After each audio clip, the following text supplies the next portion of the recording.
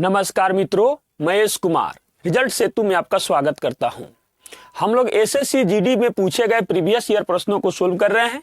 इसी क्रम में हम लोग 2012 में पूछे गए द्वितीय पाली के मैथ के प्रश्नों को सोल्व कर चुके हैं।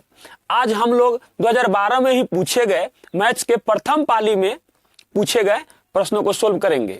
तो इस वीडियो को आप सबसे पहले यहीं पे पॉज कीजिए और इस प्रश्न को आप पहले खुद से सोल्व कीजिए, उसके बाद हमारे द्वारा दिए गए सॉल्यूशन से मिलान कीजिए। तो आइए पहले प्रश्न को हम लोग सोल्व करते हैं। प्रश्न कहता है कि राम ने बाजार जाकर एक गणित पुस्तक की एक प्रति और 2 पेंसिलें 165 रुपये में खरीदी। रहीम ने उसी बाजार में जाकर उसी पुस्तक की एक प्रति और उसी प्रकार की 10 पेंसिलें 169 रुपये में खरीदी।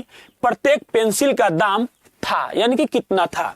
अब ध्यान से देखिएगा, मान लीजिए कि गणित के पुस्तक की एक प्रति का मूल्य 100 रुपया है, 100 रुपया है और पेंसिल का दाम है, यहां पर हम मैथ लिख देते हैं, मैथ और यहां पर पेंसिल लिख देते हैं। पेंसिल का जो दाम है वो y रुपया है। अब ध्यान से समझिएगा, एक गणित का बुक खरीदा है और उसने 2 पेंसिल खरीदा है, 2 पेंसिल खरीदा है और उसकी कीमत उसको कितनी चुकानी पड़ी है, 165 रुपया।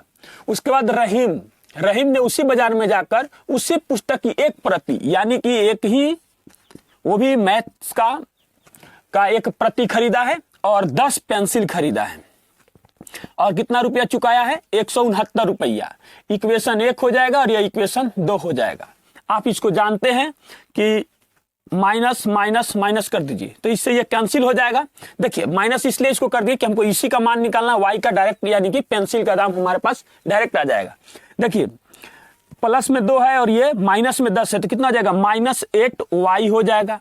यहाँ हमारे पास कितना हो जाएगा, माइनस में 4 हो जाएगा, 4 हो जाएगा। अब देखिए y बराबर क्या आएगा, -4 बटा -8, यानी यह कटेगा तो कितना हो जाएगा, 1/2, जिसका अर्थ हो जाएगा 0.5 रुपया। और जिस ऑप्शन में 0.5 रुपया दिया गया है वही हमारा आंसर हो जाएगा, अर्थात ऑप्शन नंबर ए हमारा आंसर हो जाएगा। चलिए हम लोग अगला प्रश्न देखते हैं, क्वेश्चन नंबर 2। क्वेश्चन नंबर 2 में कहता है कि 1000 में किस न्यूनतम पूर्णांक को जोड़ा जाए कि वह पूर्ण वर्ग बन जाए। बहुत आसान क्वेश्चन है, ध्यान से देखिए। अगर आपको याद है तो और अच्छी बात है, नहीं याद है तो थोड़ा सा मतलब आपको कैलकुलेशन करना पड़ेगा। अब ध्यान से देखिए, अगर हम 30 का स्क्वायर करते हैं तो कितना हो जाएगा, 900 हो जाएगा। उसके बाद अगर हम 31 का करते हैं, अगर याद है तो ठीक है, नहीं तो 1 का स्क्वायर हो जाएगा तो 1 हो जाएगा, 3 एकम 3, 3 दूना 6 हो जाएगा और 3 तिया 9 हो जाएगा। फिर 32 का स्क्वायर अगर हम करके देखते हैं तो कहां पहुंच जाएंगे, 2 का स्क्वायर करिए तो कितना हो जाएगा, 4 हो जाएगा, 3 दूना 6, 6 दूना 12, 12 का 2 हो जाएगा, 3 तिया 9 1 10। अब ध्यान से देखिए तो आगे बढ़ेंगे तो ज्यादा हो जाएगा, ये ज्यादा कम हो जा रहा है। इसमें जोड़ने की बात कहा गया है तो इसमें कितना जोड़ देंगे, अगर हम 24 जोड़ देंगे तो हमारा आंसर आ जाएगा। जिस ऑप्शन में 24 है वही हमारा आंसर हो जाएगा। ये पहला तरीका हो गया। दूसरा तरीका, अगर ये चीज हमको समझ में ही नहीं आ रही है तो करेंगे क्या कि 1000 का हमसे बात किया गया है तो क्या करेंगे, इसका हम लोग वर्गमूल निकालिए तो कितना आ जाएगा, 3, 3 तिया 9, 3, फिर यहां आ जाएगा हमारे पास कितना, 3 जोड़ेंगे तो कितना आ जाएगा, 6, 1, उसके बाद आ जाएगा 00। अब यहां पर हम क्या रखेंगे तो रखते हैं 2 रखेंगे तो कितना आ जाएगा, 2 दूना 4, 6 दूना 12, 124। यानी कि इसमें माइनस होगा तो माइनस में जो 24 आ रहा है ना, यानी कि इसमें और अगर इसमें 24 जोड़ दिया गया होता तो ये पूरा कट जाता, यानी कि 32 का स्क्वायर यह बन जाता और यह 1024 के बराबर हो जाता। यानी हमको इसमें जो न्यूनतम जोड़ी जाने वाली संख्या क्या है, यही 24। अगर ये 24 होता तो यहाँ 124, तो ये पूरा कट जाता। इसमें ये सोचने की हमको जरूरत नहीं पड़ती, अर्थात 24 यहां से जोड़िए या यहां से जोड़िए, किसी तरीके से आपको दिमाग लगाना है और सही डायरेक्शन में दिमाग लगाना है, वही हमारा आंसर हो जाएगा, अर्थात ऑप्शन नंबर सी हमारा आंसर हो जाएगा। चलिए हम लोग अगला प्रश्न देखते हैं, क्वेश्चन नंबर 3। क्वेश्चन नंबर 3 में कहता है कि ए बी सी एक ही समय एक वृत्ताकार स्टेडियम में एक ही बिंदु से एक ही दिशा में भागना शुरू करते हैं। ए एक चक्कर 252 सेकंड में पूरा कर लेता है, बी 308 सेकंड में और सी 198 सेकंड में, वे आरंभिक बिंदु पर कितने समय बाद फिर मिलेंगे। सबसे पहले बात यह होती है कि क्वेश्चन के प्रारूप को समझना। मिलने की प्रक्रिया एलसीएम में होती है, इसलिए हम लोग 252, 308 और 198 का एलसीएम ज्ञात करेंगे। तो इसका एलसीएम ज्ञात करने से 2 से भाग देंगे तो कितना हो जाएगा, 2 एक कम 2, फिर यहां बना 4, तो कितना हो जाएगा हमारे पास 2 दूना 4 और यहां हो जाएगा 6 दूना 12। फिर यहां हो जाएगा हमारे पास कितना, 2 एक कम 2, फिर 5 हो जाएगा और यहां पर कितना हो जाएगा 4 हो जाएगा। उसके बाद यहां कितना हो जाएगा 9 दूना 18, फिर हो जाएगा 9 दूना 18। फिर हमारा भाग जा रहा है 2 से, तो जब 2 से भाग जा रहा है तो कितना हो जाएगा, यहां हो जाएगा 63, फिर यहां हो जाएगा 7 दूना 14, 7 दूना 14, यहां 99 रहेगा। उसके बाद ध्यान से देखिएगा तो 7 से भाग जा रहा है, 7 से भाग जा रहा है तो 9 7 9 63, उसके बाद 11 7 77, उसके बाद हो जाएगा 99। फिर अगर यहां पर हम लोग ध्यान से देखते हैं तो ये कितना से चला जाएगा, 9 से भी जा रहा है तो 9 से ही जाएगा, 9 जाएगा तो 1 हो जाएगा, यहाँ 11 का 11 रहेगा और यहाँ पर फिर 11 हो जाएगा। उसके बाद यहाँ फिर कितना हो जाएगा 11 हो जाएगा, उसके बाद यहाँ 1 हो जाएगा, यहाँ 1 होगा और यहाँ पर 1 हो जाएगा। अब इसका हम लोग को क्या करना है, मल्टीप्लाई कर देना है। तो मल्टीप्लाई करना है तो यहाँ पर लेके आते हैं, थोड़ा सा जगह कम है यहाँ पर, लीजिए 2 गुना 2 गुना 7 गुना 9 गुना 11 हो जाएगा। और भाग हमको देखिए, अभी जो मान आया ये सेकंड में आया, भाग देंगे 60 से, 60 से भाग देंगे तो किस चीज में बदल गया, मिनट में, मिनट में बदल गया। तो यहां से आइए 4 से 15 चौका 60 हो जाएगा, फिर यहां कटेगा तो यहां पर 3 हो जाएगा और यहां पर भी 5 हो जाएगा। अब उसके बाद इसको गुना कर देंगे तो कितना हो जाएगा, 7 3 का 21, 21 गुने 11 भाग 5 होगा, यानी कि 1 का 1 2 और 1 3 हो जाएगा। गुना करेंगे तो आ जाएगा 231/5 आ जाएगा। भाग दीजिए 4 5 20, उसके बाद 6 5 कितना हो जाएगा 30 और 46 मिनट। ध्यान से समझिएगा 46 मिनट और 1/5 आ रहा है ना, तो 1/5 को हम 60 से गुना कर देंगे तो यह सेकंड में बदल जाएगा, इससे यह कटेगा तो कितना हो जाएगा 12, यानी 46 मिनट 12 सेकेंड के बाद ये फिर से क्या होगी, तीनों ये लोग मिलेंगे, ए बी और सी, और जिस ऑप्शन में 46 मिनट 12 सेकंड दिया गया है वही हमारा आंसर हो जाएगा, अर्थात ऑप्शन नंबर डी हमारा आंसर हो जाएगा। चलिए हम लोग अगला प्रश्न देखते हैं, क्वेश्चन नंबर 4। क्वेश्चन नंबर 4 में कहता है कि 0.324 गुना 0.081 गुना 4.624 बट्टा 1.5625 गुना 0.0289 गुना 7.2.9 गुना 64 का वर्गमूल है।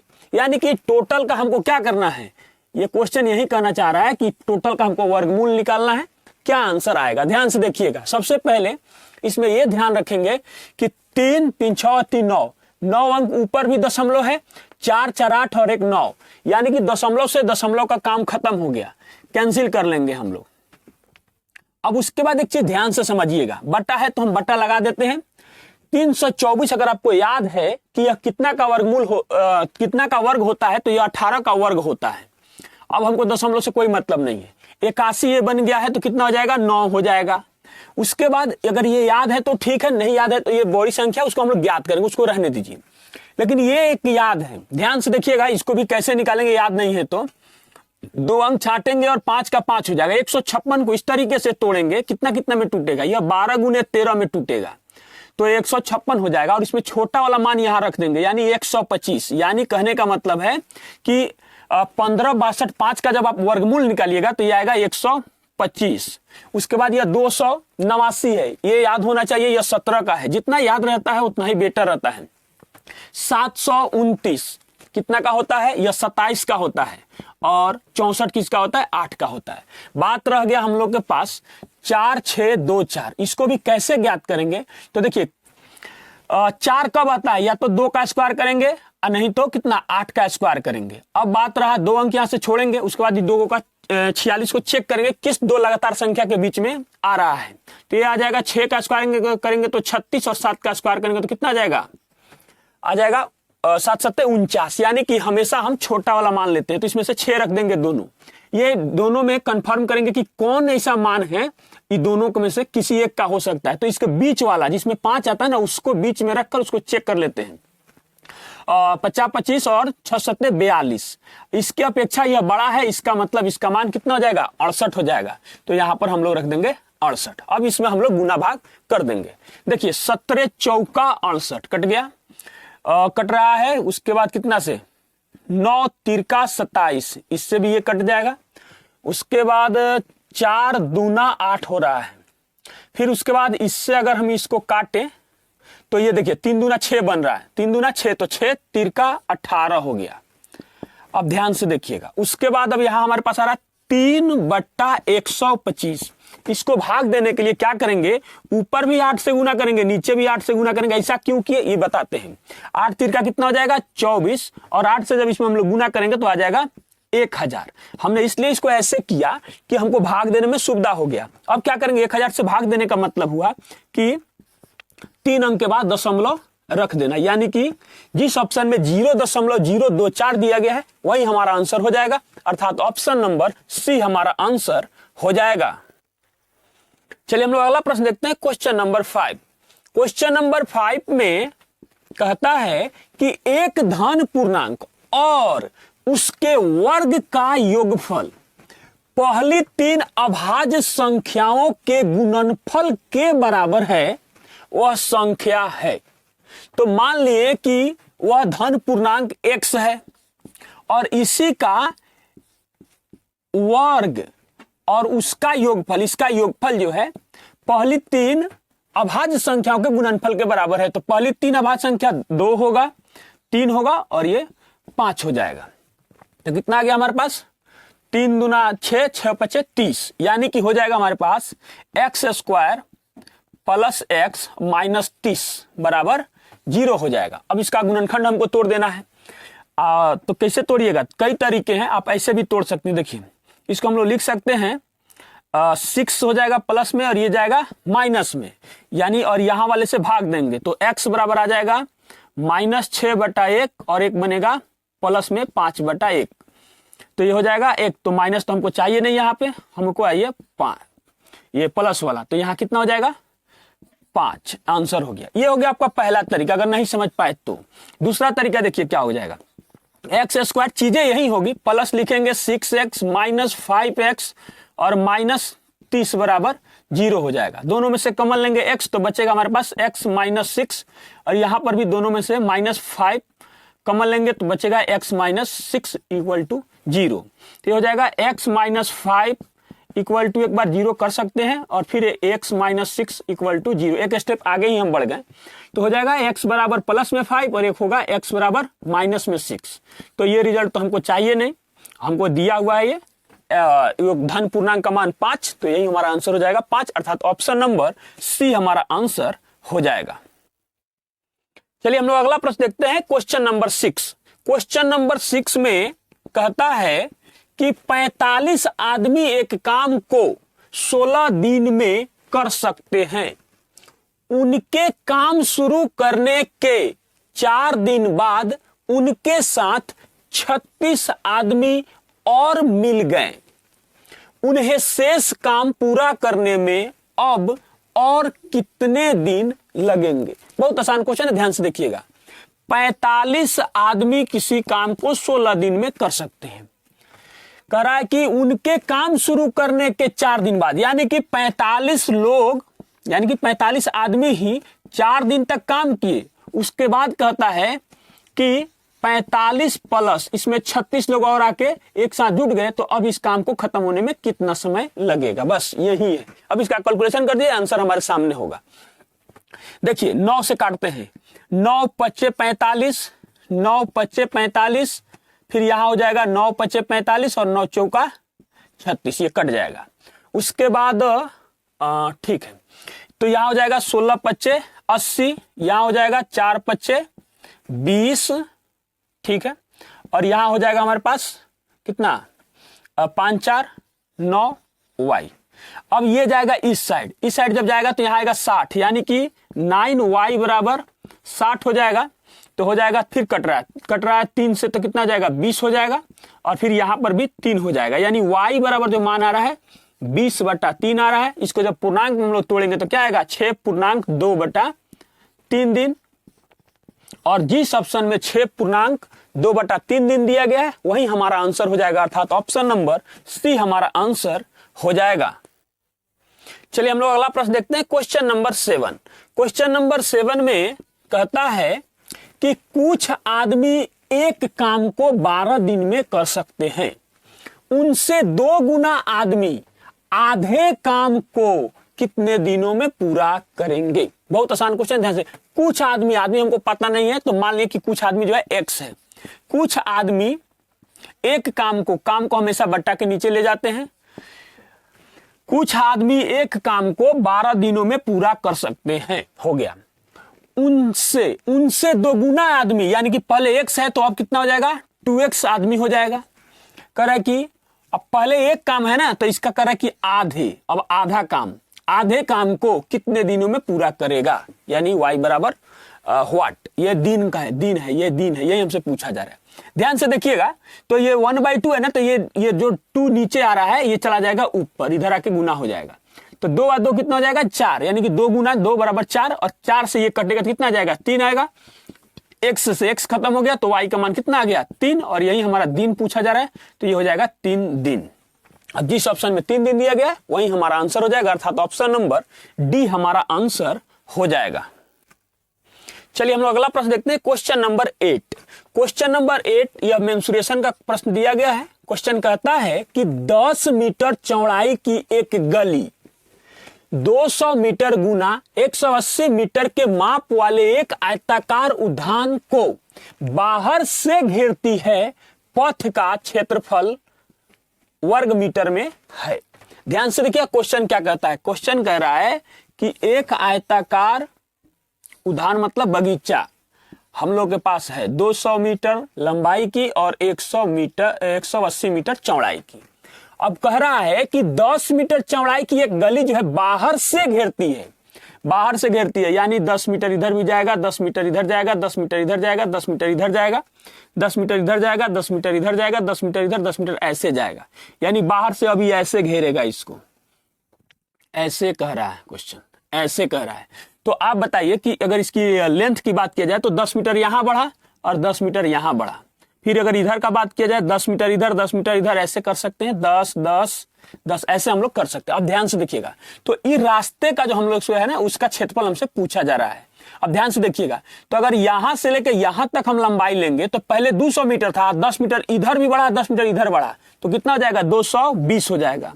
220 गुना, अब इधर देखिए 180 था, फिर 10 इधर बढ़ा, 10 इधर बढ़ा, तो कितना हो जाएगा 200 हो जाएगा, क्योंकि 180 और 10 190 और फिर 10 यहां से बढ़ेगा तो कितना हो जाएगा 200।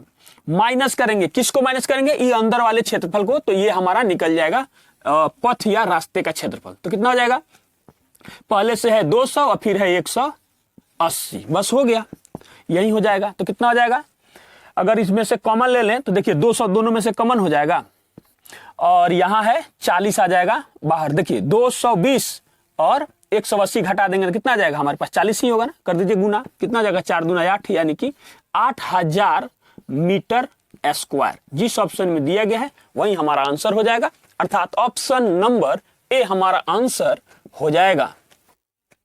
चलिए हम लोग अगला प्रश्न देखते हैं, क्वेश्चन नंबर 9। क्वेश्चन नंबर 9 भी मेंसुरेशन का क्वेश्चन दिया गया है। क्वेश्चन क्या कहता है, ध्यान से देखिएगा, कहता है कि सीसा के एक ठोस घन से जिसके किनारे का माप 44 सेंटीमीटर है, 4 सेंटीमीटर व्यास की कितनी गोलाकार गोलियां बन सकती है, पाई बराबर 22/7 में। अब ध्यान से देखिएगा, कह रहा है कि एक घन है और घन है जिसका किनारा मतलब यहां पर भुजा से इसका संबंध है, इसके बारे में बता रहा है। जो ये कितना है 44 cm है, और क्या बनाना है, गोली बनाना है, गोला है, ये लिख देते हैं, गोला या गोलिया। इसका व्यास के बारे में बताया 4। अब ध्यान से देखिएगा, हम लोग क्या करना है यहाँ पर, वॉल्यूम इक्वल टू वॉल्यूम, यानी कि आयतन बराबर आयतन करेंगे, सब कुछ हमारे सामने होगा। आयतन बराबर क्या करेंगे, आयतन करेंगे। घन का आयतन कितना होता है, भुजा क्यूब, यानी कि 44 गुना 44 गुना 44 कर देंगे, इसका आयतन आ गया। अब बताइए गोला का आयतन कितना होता है, 4/3 पाई, पाई पाई मतलब 22/7 पाई आर क्यू होता है। अब ध्यान से देखिएगा, तो ये तो व्यास न दिया हुआ है, तो हमारा आर का मान कितना हो जाएगा, आर बराबर 2 लेंगे, यानी कि हो जाएगा 4/3 पाई आर क्यू, 2 गुने 2 गुने 2 हो जाएगा, और पता नहीं कितना होगा इसकी संख्या। अब ये आयतन बराबर आयतन हो गया। अब ध्यान से देखिएगा, यहां पर 22 से जब इसको काटेंगे तो 22 दूना 44 होगा, और 1 2 से 1 2 यहां पर कैंसिल हो गया। उसके बाद अगर यहां से देखते हैं तो 11 चौका 44, और फिर यहां देखिए 4 है, इससे काटेंगे इसको तो 11 चौका 44, यानी कि हमारे पास आ जाएगा 7 3 का 21 गुना 11 गुना 11। 11 से गुना करने का अगर टेक्निक जानते हैं कितना होगा, 1 2 और 1 3 हो जाएगा, 2 हो जाएगा, फिर बच गया इससे गुना करने के लिए, फिर इससे गुना करेंगे तो कितना हो जाएगा, 1 हो जाएगा, 3 और 1 कितना हो जाएगा, 4 हो जाएगा, 3 और 2 कितना हो जाएगा, 5 हो जाएगा, फिर 2 का 2 हो जाएगा, यानी कि इसका आप मल्टीप्लाई कीजिएगा तो आएगा 2541, और जिस ऑप्शन में 2541 दिया गया है वही हमारा आंसर हो जाएगा, अर्थात option number 2541 option number A में दिया हुआ है, अर्थात ऑप्शन नंबर ए हमारा आंसर हो जाएगा। चलिए हम लोग अगला प्रश्न देखते हैं, क्वेश्चन नंबर 10। क्वेश्चन नंबर 10 में कहता है कि एक व्यापारी अपनी वस्तुओं पर क्रय मूल्य से 40% अधिक अंकित करता है और उन्हें 15% छूट पर बेचता है, उसका लाभ प्रतिशत है। कई तरीके हैं बनाने के लिए। अब ध्यान से देखिएगा, एक हमारे पास जो है इसका रिलेशन बताते हैं, एमपी गुने 100 minus discount equal to CP, यानी कि कॉस्ट प्राइस गुने 100 प्लस प्रॉफिट या लॉस होता है। देखिए इसका मतलब हुआ कि कोई भी हमारा ये है मार्केट प्राइस, उस पर अगर डिस्काउंट दिए ना तो जो बच गया ना, जानते हैं वो क्या होता है, वो होता है एसपी, सेलिंग प्राइस, यानी कि विक्रय मूल्य। और हमारे क्रय मूल्य में या लॉस हो या क्या कहते हैं ये प्रॉफिट हो, लाभ हो, दोनों के बाद जो मान आता है ना वो भी होता है एसपी ही होता है।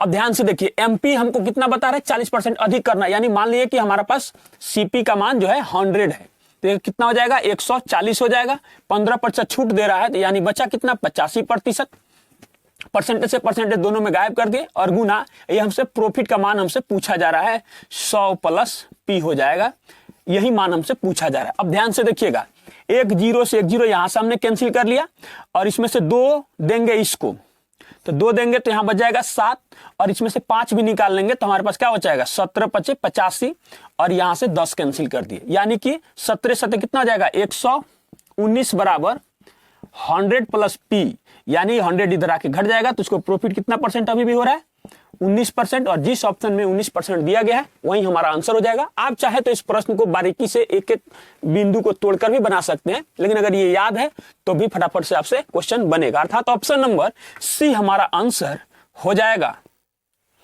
चलिए हम लोग अगला प्रश्न देखते हैं, क्वेश्चन नंबर 11। क्वेश्चन नंबर 11 में कहता है कि एक पुस्तक के अंकित मूल्य पर 16% की छूट से एक आदमी 80 रुपये की लागत वाला एक पेन खरीद सकता है, पुस्तक के लिए उसने कितना भुगतान किया। अब ध्यान से देखिएगा, 2 तरीका होगा। 16% छूट देने का मतलब हुआ 80 रुपया, यानी कि 16% बराबर 80 रुपया। 80 रुपया, तो देखिए जब उसका अंकित मूल्य है तो उसके लिए तो 100% के बराबर होगा, तो उसमें से 16% जब छूट दे दिया तो बचा कितना परसेंट 84%। तो 84% का दाम कितना हो जाएगा, यानी 16% बराबर 80 रुपया, तो 84% बराबर कितना, तो कितना जाएगा 16 5 80, यानी कि 84 गुने 5 कर देंगे तो कितना जाएगा 4 5 20 और 8 5 40 और 2 42, 420 रुपया, जिस ऑप्शन में वही हमारा आंसर हो जाएगा। ये पहला तरीका हो गया। दूसरा तरीका ध्यान से देखिएगा, मान लीजिए कि उसका अंकित मूल्य 100 रुपया है, तो x का 16% छूट हो रहा है हमको, तो उसका दाम, उसका मीनिंग आ रहा है 80 रुपया के बराबर। देखिए 16 5 80, यानी उसका अंकित मूल्य कितना है, अंकित मूल्य पुस्तक का है वो 500 रुपया है। तो जब इसमें से उसने 80 रुपया छूट कर दिया हमको, 500 माइनस 80 रुपया, तो उस पुस्तक के हमको कितना देना पड़ा, 420 रुपया। और जिस ऑप्शन में 420 रुपया है वही हमारा आंसर हो जाएगा, अर्थात ऑप्शन नंबर सी हमारा आंसर हो जाएगा। चलिए हम लोग अगला प्रश्न देखते हैं, क्वेश्चन नंबर 12। क्वेश्चन नंबर 12 में कहता है कि एक आदमी के पास कुछ मुर्गियां और कुछ गायें हैं। यदि सिरों की संख्या पैरों की संख्या, मतलब अनुपात में दिया हुआ है, यदि सिरों की संख्या अनुपात पैरों की संख्या बराबर 12:35 हो तो मुर्गियों की संख्या ज्ञात कीजिए यदि केवल सिरों की संख्या 48 है। ध्यान से देखिएगा, यदि सिरों की संख्या यानी कि हेड और लेग पैर का अनुपात जो है दिया हुआ है 12:35 के अनुपात में हमको दिया हुआ है। अब ध्यान से देखिएगा, इसी अनुपात 12 का मान हमको दिया हुआ है। अनुपात 12 बराबर 48, तो अनुपात 1 बराबर कितना हो जाएगा, 12 चौका 48, 4 हो जाएगा। अब ध्यान से देखिएगा, टोटल यानी कि सिरों की संख्या कितना दिया हुआ है, 48 दिया हुआ है। हमको चाहिए मुर्गियों की संख्या, तो मान लिए कि मुर्गी की संख्या बराबर हो जाएगा x, तो गाय की संख्या कितना हो जाएगा, गाय की संख्या बराबर 48 माइनस x हो जाएगा, क्योंकि सबको तो सिर एक ही होता है ना, वही चीज है। अब ध्यान से देखिए क्या करेंगे इसमें, हम क्या करेंगे, पैर इक्वल टू पैर यानी कि लेग इक्वल टू लेग करेंगे। अब देखिए 35 में 4 से गुना करेंगे तो मुर्गी और गाय दोनों के पैर की संख्या निकल जाएगा, यानी कि 35 गुना 4 हो जाएगा। अब ध्यान से देखिएगा, मुर्गियों की संख्या कितनी है, x, और एक मुर्गी को कितना पैर होता है, 2, तो क्या करेंगे, लिखेंगे 2 इंटू एक्स, मुर्गी की टोटल पैर की संख्या आ गया।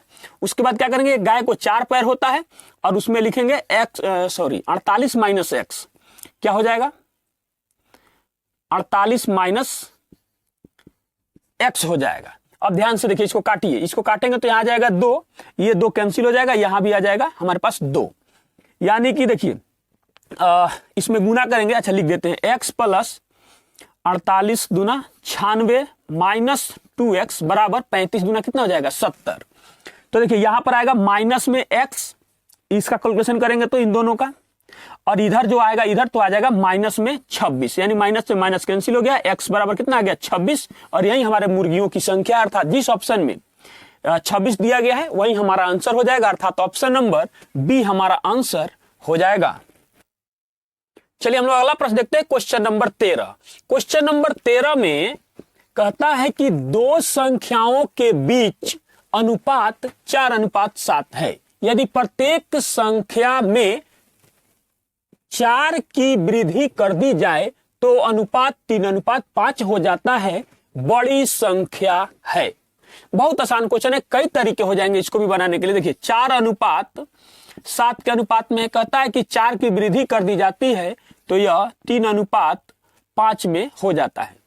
तो दोनों समान में, दोनों में देखिए समान अंक बढ़े हैं तो ये समान में ही बढ़ना चाहिए, यहाँ का भी अंतर जो होना चाहिए समान होना चाहिए। तो यहाँ 1 का अंतर है, यहाँ 2 का अंतर है, तो इसको इक्वल करने के लिए देखिए क्या किया जाता है, यहाँ के अंतर से इसको गुना करते हैं तो कितना हो जाएगा, 4 दूना 8 और 7 दूना 14 हो जाएगा, और यहाँ के अंतर से इसको गुना करते हैं तो यहाँ 3 का अंतर है तो इसको गुना करेंगे तो ये 9 बन जाएगा और यह 5 15 बन जाएगा। देखिए अब नया वैल्यू से इसको देखेंगे तो 14 1 15, 8 1 9, यानी 1 का अंतर है, यानी कि इसका मतलब हुआ कि अनुपात 1 बराबर 4। अब क्या पूछा गया, बड़ी संख्या, तो बड़ी संख्या यही है हमारे पास, अनुपात 14 बराबर कितना हो जाएगा, 14 चौका 56, और जिस ऑप्शन में 56 दिया गया है वही हमारा आंसर हो जाएगा, अर्थात ऑप्शन नंबर सी हमारा आंसर हो जाएगा।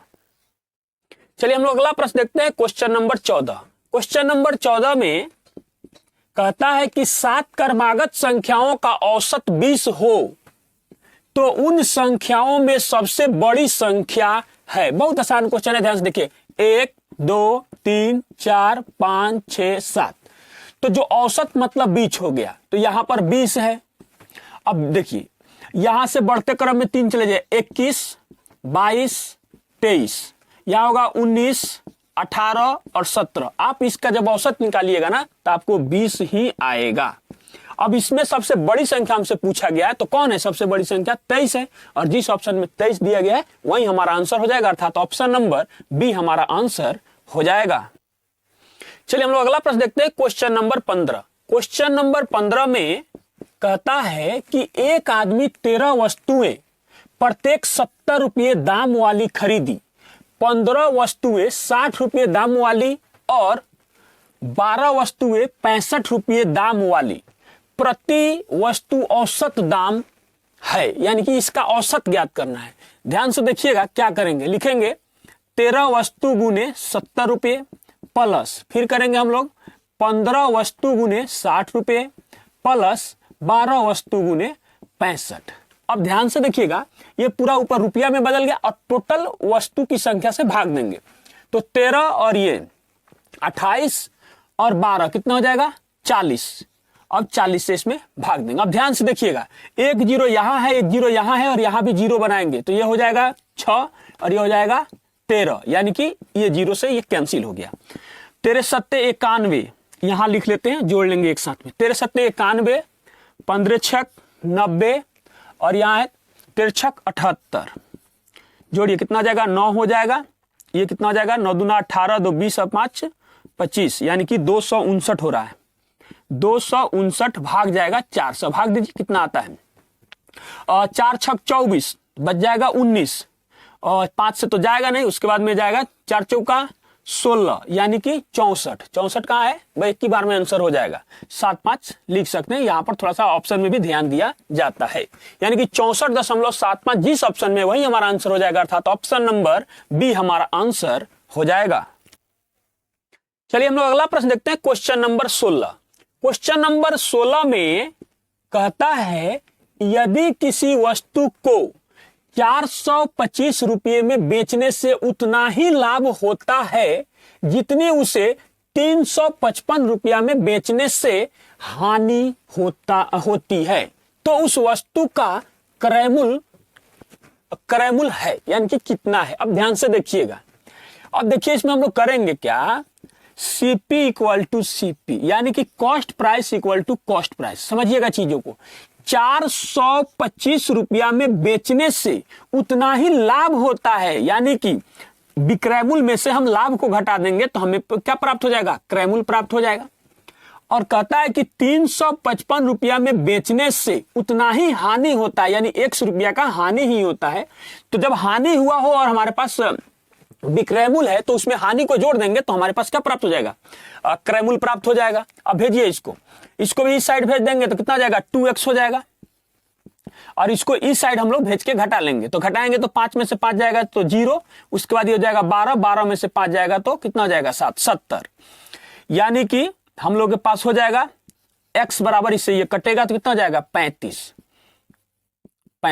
यानी कि 425 रुपया में जब बेच रहा है तो उसको 25 रुपया का क्या हो रहा है? लाभ हो रहा है, और 355 रुपया में बेच रहा है तो उसको क्या हो रहा है?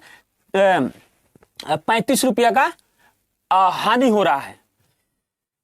सॉरी, यहां 425 रुपया में बेच रहा है तो उसको 35 रुपया का लाभ हो रहा है, और 355 रुपया में बेच रहा है तो 35 रुपया का उसको हानि हो रहा है। अब ध्यान से देखिएगा, हम लोग क्या करेंगे, हमको CP निकालना है, तो इससे भी CP निकलेगा और इससे भी इसका CP, यानी कि कॉस्ट प्राइस निकलेगा, क्रय मूल्य निकलेगा। तो क्या हो जाएगा? कहीं से एक जगह से निकाल लीजिए, CP बराबर या तो इसमें घटा लीजिए नहीं तो इसमें जोड़ लीजिए। तो 355 प्लस 35 तो कितना हो जाएगा? 390, और 390 रुपया जिसमें भी दिया गया है वही हमारा आंसर हो जाएगा, अर्थात ऑप्शन नंबर सी हमारा आंसर हो जाएगा। चलिए हम लोग अगला प्रश्न देखते हैं, क्वेश्चन नंबर 17।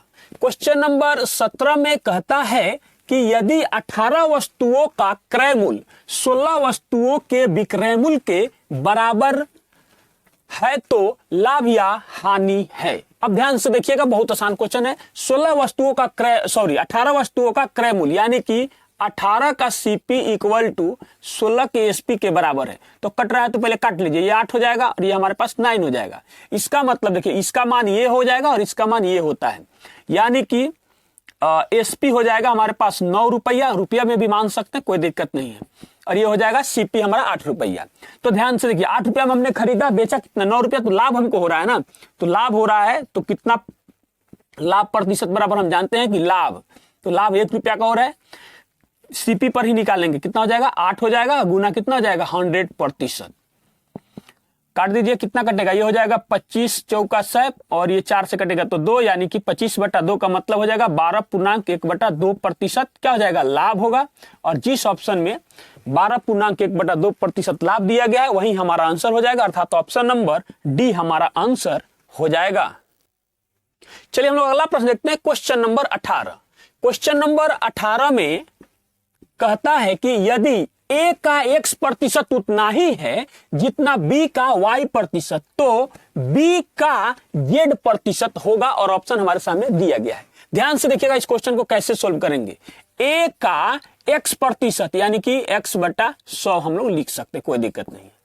फिर b का जो उतना ही है जितना b का y%, तो b गुना y/100 कर देंगे। और फिर लास्ट में क्वेश्चन में हमसे पूछ रहा है कि b का z% बराबर व्हाट।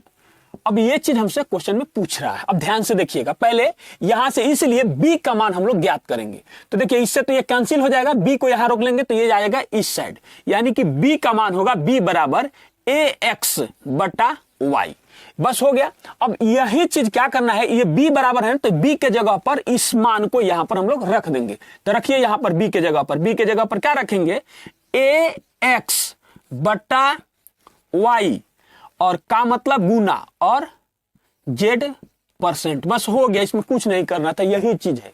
तो इसको लिख सकते हैं जो ऑप्शन में हमारे दिया गया उसके अनुसार सुधार कर कि a का, और ये दोनों ऊपर है तो दोनों गुना हो जाएगा, एक्स जेड और बट्टा वाई, अब परसेंटेज लगा देंगे। अब जिस ऑप्शन से ये मैच करता है वही हमारा आंसर हो जाएगा।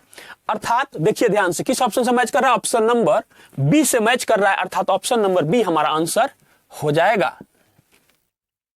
चलिए हम लोग अगला प्रश्न देखते हैं, क्वेश्चन नंबर 19। क्वेश्चन नंबर 19 में कहता है कि किसी मशीन के मूल्य में प्रतिवर्ष 5% का ह्रास होता है, यदि उसका वर्तमान मूल्य 2 लाख रुपए है तो 2 वर्ष बाद उसका मूल्य होगा। यानी ह्रास होता है मतलब कमी होता है। बहुत आसान है क्वेश्चन, कई तरीके इसको भी बनाने के लिए है। देखिए ध्यान से, 2 लाख और 5% कमी हो गया तो बचा कितना परसेंट, 95%। और फिर ये 1 साल के बाद इसका 5% घटेगा तो फिर क्या आएगा हमारे पास, 95/100। अब ध्यान से देखिए, इसका कैलकुलेशन कर दीजिए, इस दोनों को काटेंगे हम लोग, 4 0 हो रहा है तो 4 0 यहां से कैंसिल हो जाएगा, तो हमारे पास बचेगा 20 और बच गया 95। तो 95 का स्क्वायर कर दीजिए। अगर 95 का स्क्वायर याद भी होना चाहिए, 25 का 25 होता है, ये बहुत आसान होता है। और एक बढ़ाएंगे यानी कि 90/25 हो जाएगा, गुना हो जाएगा 90/25। अब ध्यान से देखिएगा, इस 0 को जाए कहते हैं उतार दीजिए और 2 से गुने कर दीजिए, कितना हो जाएगा, 5 दूना 10 के 0, 2 दूना 4, 2 दूना 4 और एक हासिल आया 5, फिर उसके बाद 0 का 0 हो जाएगा और 9 दूना 18, यानी कि 1,80,500 रुपया हमारा 2 साल के बाद उसका मूल्य बचेगा। जिस ऑप्शन में 1,80,500 रुपया दिया गया है वही हमारा आंसर हो जाएगा, अर्थात ऑप्शन नंबर ए हमारा आंसर हो जाएगा। चलिए हम लोग अगला प्रश्न देखते हैं, क्वेश्चन नंबर 20। क्वेश्चन नंबर 20 जो है बोट एंड स्ट्रीम, नाव एवं धारा का प्रश्न दिया हुआ है। ध्यान से देखिएगा, कहता है कि प्रवाह की दिशा में किसी नौका की चाल 12 किलोमीटर प्रति घंटा और प्रवाह के विपरीत 8 किलोमीटर प्रति घंटा है। स्थिर पानी में 24 किलोमीटर चलने के लिए नौका द्वारा लिया जाने वाला समय है। ध्यान से समझिएगा प्रश्न को, कैसे इसको हम लोग सोल्व करेंगे। देखिए मान लीजिए प्रवाह की दिशा मतलब कोई नदी है, ऐसे पानी इसमें बह रही है और इसमें ये हमारा नौका भी है। अब प्रवाह की दिशा में यानी कि इसकी अपनी भी, इसको प्रवाह को वाई मान लेते हैं, प्रवाह इसको धारा की चाल जिसको हम लोग बार बार पढ़ते हैं, धारा की चाल को हम लोग वाई मान लीजिए, कुछ भी मान सकते हैं, BCD कुछ भी ले सकते हैं। और ये नौका है, उतना बढ़िया हमसे नहीं बन पा रहा है, इसकी अपनी चाल है, नौका की चाल इसको x। तो ये जब दोनों एक साथ मिलता है यानी कि x + y हो जाता है तो यह 12 किलोमीटर प्रति घंटा के चाल से चलता है।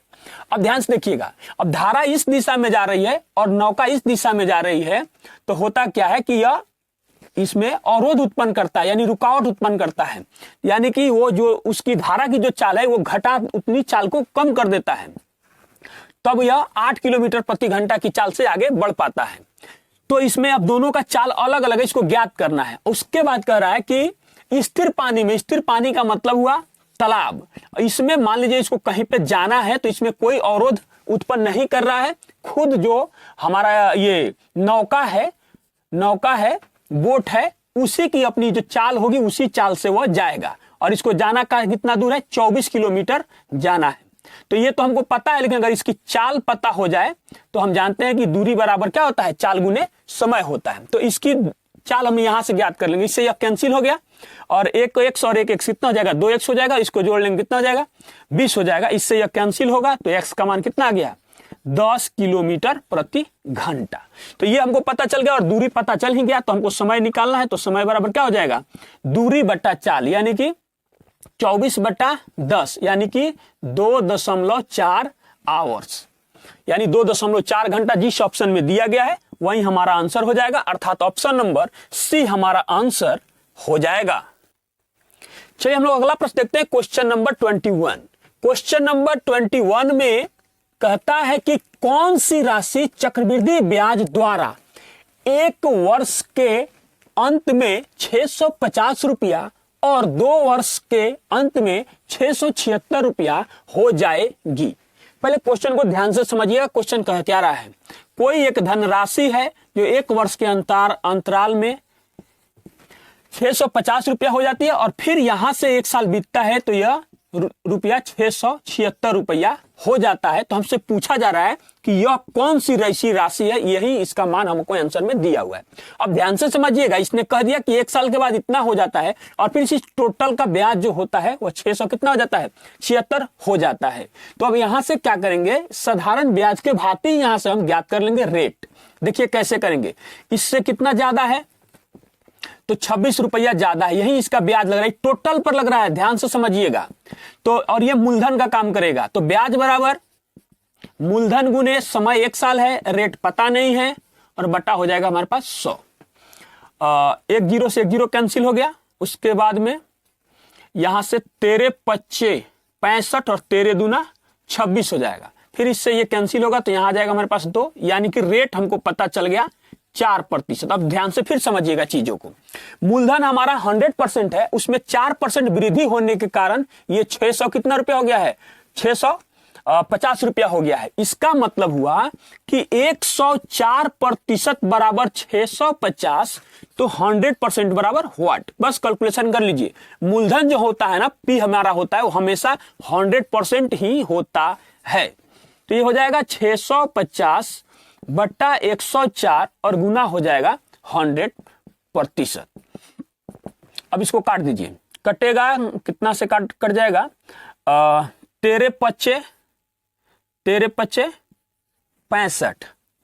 13 25 65 और ये हो जाएगा हमारे पास कट जाएगा कितना बार में, 13 25 65, 13 63 91, 13 8 बार में कट जाएगा। उसके बाद में इसको जब हम लोग काटेंगे तो ये कितना कटेगा, ये 2 बार में कट जाएगा और ये कट जाएगा हमारा 4 से 25 बार में कट जाएगा। तो कितना आ जाएगा, अब इस 2 से फिर एक बार काटेंगे यहाँ पर तो फिर हमारे पास कितना आ जाएगा, 5 आ जाएगा, यानी 25 गुना 25 यानी कितना हो जाएगा, 625 रुपया हो जाएगा। आप ढंग से काट लीजिएगा, कोई दिक्कत नहीं है। अर्थात जिस ऑप्शन में 625 रुपया दिया गया है वही हमारा आंसर हो जाएगा, अर्थात ऑप्शन नंबर सी हमारा आंसर हो जाएगा। चलिए हम लोग अगला प्रश्न देखते हैं। दिया हुआ है निर्देश क्वेश्चन नंबर 22 से लेकर 25 तक के लिए, निम्न दंड आलेख नगर के किसी विशिष्ट इलाके में छात्रों द्वारा स्कूल तक जाने के लिए प्रयोग की जाने वाली विभिन्न विधियों को निरूपित करता है। और ये हमारे सामने जो है दंड आरेख दिया हुआ है और इस पर क्वेश्चन दिया गया है कि उस इलाके में कितने छात्र आते हैं। अब ध्यान से देखिएगा कितने छात्र आते हैं। देखिए यहां पर दिया हुआ है कि 1 यूनिट बराबर 10 छात्र और इधर है जो छात्रों की संख्या है। तो कार से आने वाले छात्र कितना यूनिट आते हैं, 6 यूनिट आते हैं। यहां पर हम लोग सोल्यूशन लिख देते हैं, 6 आते हैं। उसके बाद देखिए बस से आने वाले कितने छात्र हैं, 11 यूनिट प्लस उसके बाद में मोपेड से आने वाले सॉरी, ये बस से आने वाले छात्रों की संख्या है 15, ये हो जाएगा हमारा 15, और मोपेड से 11। उसके बाद में है बाइसिकल से आने वाले छात्रों की संख्या 18 हो जाएगा। उसके बाद में रिक्शा से आने वाले कितना है, 16। अब इस सबको पहले जोड़ेंगे तो कितना हो जाएगा, 16 और 4 20, और ये कितना हो जाएगा, 20 और 20 हो जाएगा हमारे पास 40 और 20 60 और 6 66। अब ध्यान से देखिए 66 यूनिट हो गया, और एक यूनिट बराबर कितने छात्र हैं, 10 छात्र हैं। तो इसको क्या करेंगे हम लोग, 10 से गुना कर देंगे, यानी उस इलाके में कितने छात्र आते हैं, तो 660 छात्र आते हैं, और जिस ऑप्शन में 660 दिया गया है वही हमारा आंसर हो जाएगा, अर्थात ऑप्शन नंबर डी हमारा आंसर हो जाएगा। चलिए हम लोग अगला प्रश्न देखते हैं, क्वेश्चन नंबर 23। क्वेश्चन नंबर 23 के लिए निर्देश सब कुछ यही है, सिर्फ प्रश्न हमारे सामने यहां पर दिया गया है, ध्यान से देखते हैं। कहता है कि कितने छात्र मिलकर बाइसिकल और रिक्शा का प्रयोग करते हैं। बहुत आसान क्वेश्चन है।